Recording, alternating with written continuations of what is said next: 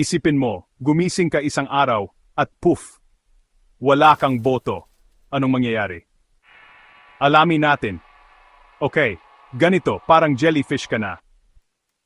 Kung walang buto, para tayong mga lutong pansit, hindi makatayo, makalakad, o kahit makaupo ng maayos. Parang mga matitibay na haligi ang mga buto natin na tumutulong sa atin para makatayo tayo ng tuwid at makagalaw. Pero teka, may kasunod pa. Hindi lang pangporma ang mga buto natin, pinoprotektahan din nila ang mga malalambot na organs natin. Kung wala ang rib cage natin, lagot ang puso at baga natin. At alam nyo ba?